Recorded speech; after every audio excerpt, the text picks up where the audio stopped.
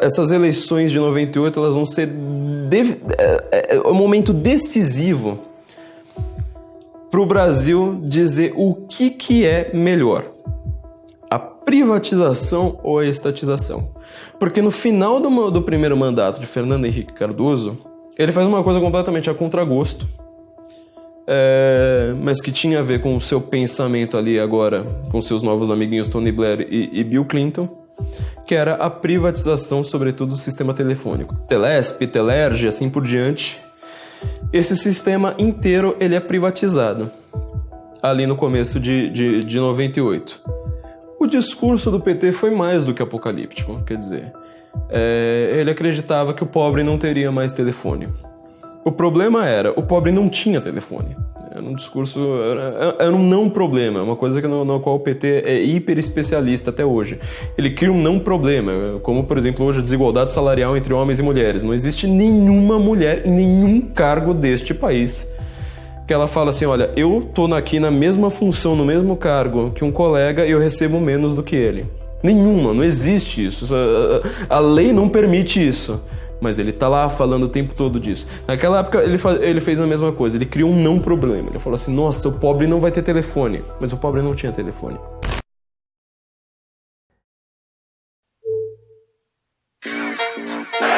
Aí o lançamento para a área brasileira. Olha o que aconteceu. Olha o que aconteceu. Gol! Zidane! Vem aí novas medidas para combater o nosso vergonhoso déficit público, que cresce como uma bola de neve. Essa reforma da Previdência não pode ser delongada, pode demorar, porque ela ajuda a consolidação da economia brasileira. Depois de 4 anos de governo FHC, o Brasil estava pronto para entrar em recessão. O clima era de ansiedade. Apesar do sucesso do Plano Real, ainda havia medo de que a inflação voltasse. Ninguém sabe!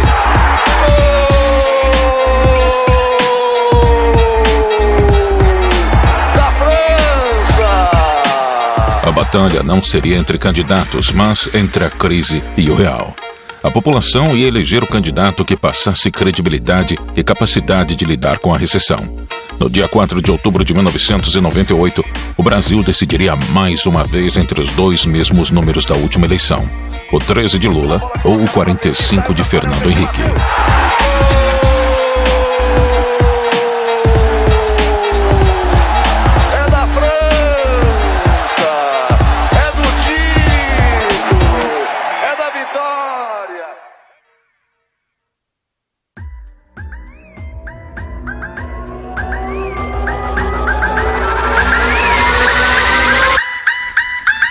Prometo manter, defender e cumprir a Constituição.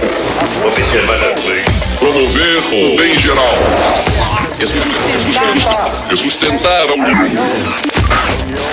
a integridade e a independência do Brasil.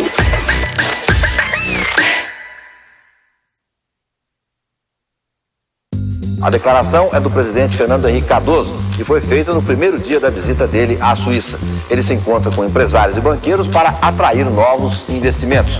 O principal compromisso do presidente será o Fórum Econômico Mundial na cidade de Davos. Durante os 4 anos do governo de Fernando Henrique, a inflação foi controlada.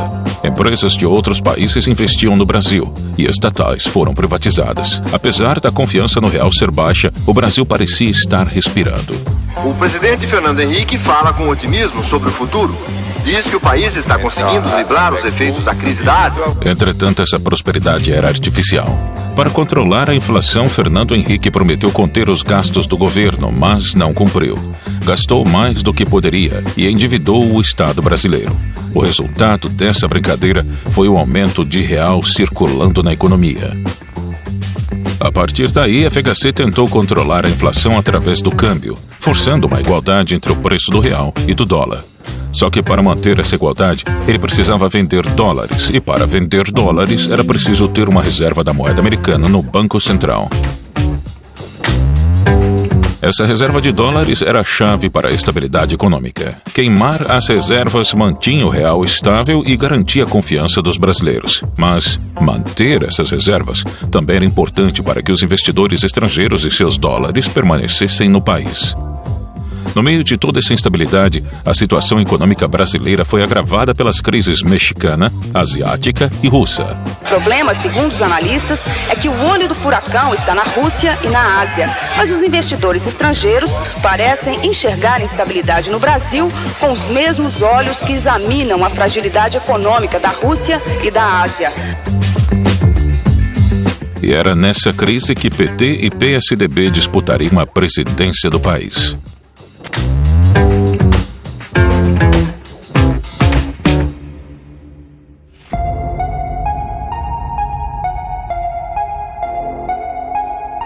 Você sabe que é possível crescer sem inflação. Está na hora de um governo corajoso, que faça a reforma agrária de verdade e que não aceite um brasileiro sequer com fome. O discurso de Lula era cansativo. Era a terceira eleição que o revolucionário socialista gritava as mesmas propostas: revolução agrícola e social e reforma trabalhista.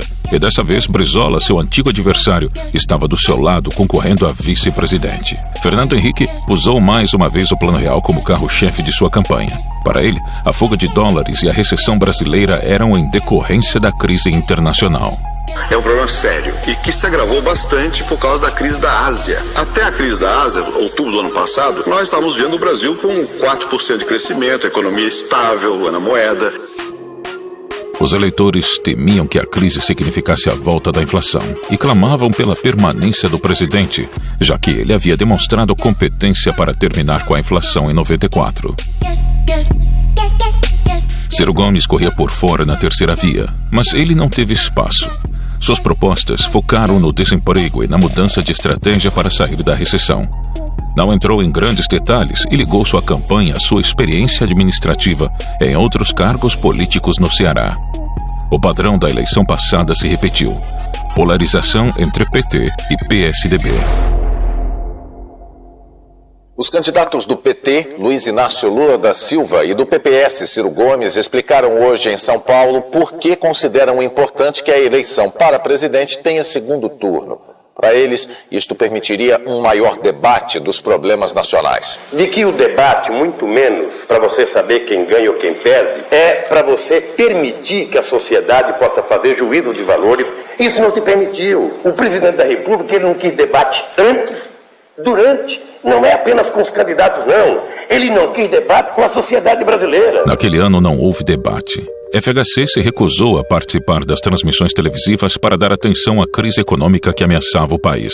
E como a legislação eleitoral não permitia debate sem a participação de todos os candidatos, as campanhas de 98 se resumiam ao horário eleitoral gratuito. A estratégia de FHC deu resultado. Há 11 dias da eleição, o presidente Fernando Henrique adverte o país que vai tomar medidas duras. Num discurso de 20 minutos, hoje no Itamaraty, o presidente defendeu a reforma da Constituição e cortes nos gastos. O prejuízo tem de parar. O Estado tem de caber dentro dos recursos que a sociedade lhe dá e tem que utilizá-los da melhor forma possível. Ele foi o candidato que mais apareceu na mídia por ser o atual presidente e estar presente diariamente nos noticiários, enquanto os outros candidatos só apareciam no horário eleitoral. Enquanto o governo tem 10, eu que sou o segundo tenho 1, o Ciro que é o terceiro não tem nada, o Enéas desapareceu. Ou seja, é campanha de um candidato único. Foi uma corrida eleitoral sem grande cobertura da mídia, sem escândalos e sem surpresas. Todos queriam a reeleição. As pesquisas de intenção apontavam a vitória fácil de Fernando Henrique no primeiro turno. Vamos ver o desempenho dos candidatos nas outras pesquisas realizadas até agora. Veja, Fernando Henrique começou com 33, chegou a 49, 47 e voltou a 49. Lula partiu com 28, caiu para 21, subiu a 25 e agora tem 24. O voto nas próximas eleições. Quase 60 milhões de brasileiros votarão através da urna eletrônica.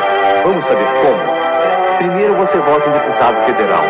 Digite o número do candidato, 4 algarismos. Aparece na tela número, nome, voto e o partido. Você confirma o voto apertando a tecla verde. Depois deputado estadual. Em Brasília é deputado distrital. São 5 algarismos. Você tecla confirma. Tudo certo e você confirma. Tecla verde. Você votou e fortaleceu a democracia. Voto eletrônico.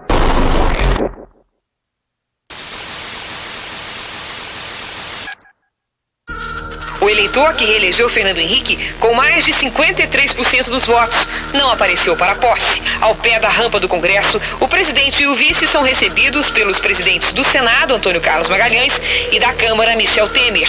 Fernando Henrique entra no plenário da Câmara sob aplausos. No dia da primeira eleição feita com urnas eletrônicas, o favoritismo se confirmou. O presidente Fernando Henrique se reelegeu no primeiro turno com 53% dos votos. Lula recebeu 31% e Ciro 10%. Observar as leis, promover o bem geral do povo brasileiro, sustentar a união, a integridade e a independência do Brasil. Duas condições foram fundamentais para a vitória de FHC: o sucesso do real e a fraqueza e a descredibilidade do seu principal oponente. Em janeiro de 99, FHC desistiu de igualar o real ao dólar e a moeda nacional foi radicalmente desvalorizada. O ministro da Fazenda passou o dia reunido com a equipe econômica. Numa entrevista ao Jornal Nacional, Pedro Malan disse que o nervosismo do mercado é exagerado, mas reconheceu que uma das medidas tomadas para proteger o real não deu certo. Em maio de 99, o PT iniciou uma campanha para derrubar a FHC.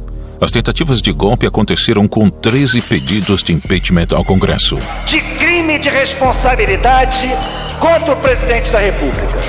O regimento autoriza o recurso ao plenário para que a Câmara delibere. Está iniciada a votação. O presidente da República não tem se limitado a paulinar a democracia, tem estuprado a democracia. O estelionato eleitoral de Fernando Henrique Cardoso. E quando o presidente da República ataca o Ministério Público, cometeu crime de responsabilidade, que coagiu o Ministério Público de público. É público e notório e dispensa provas. Anunciou o resultado. Votaram sim. 100 senhores parlamentares. Votaram não. 342 senhores parlamentares. O recurso foi rejeitado. Apesar disso, o pior ainda estava por vir.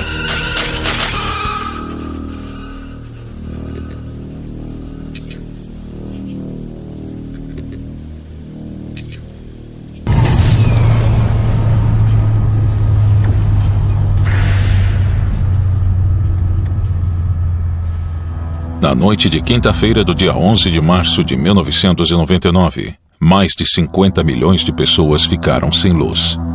Um problema na estação de Furnas, em Bauru, cortou a energia elétrica por 40 minutos nos estados de São Paulo, do Rio de Janeiro, Espírito Santo, Paraná, Santa Catarina, Rio Grande do Sul, Mato Grosso do Sul, Goiás, Minas Gerais e Acre, além do Distrito Federal.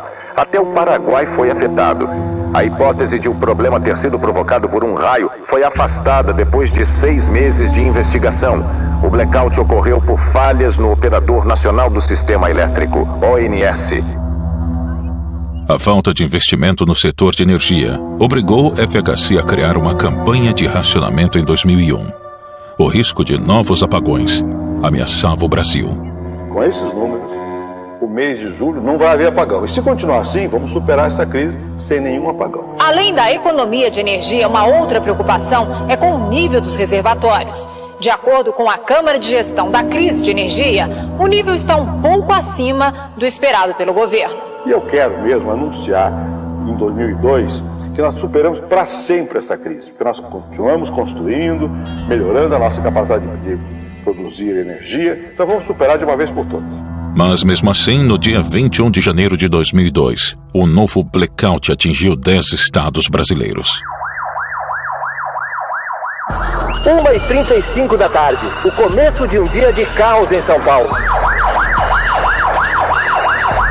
As estações ficaram às escuras, os trens da CPTM e os trólebus também pararam.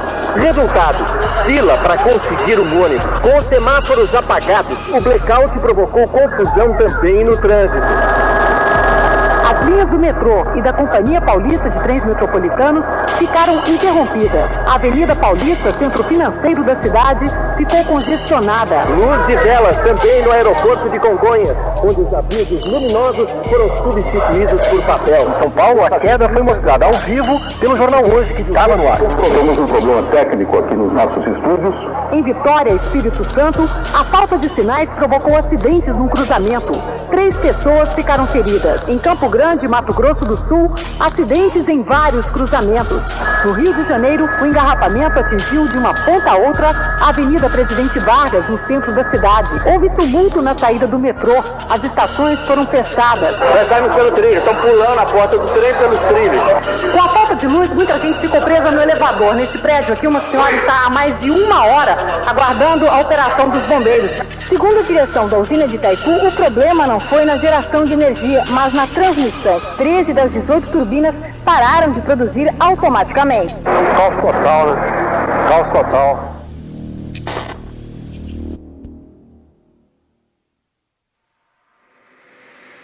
No segundo mandato de FHC, a recessão econômica se agravou com a crise mundial.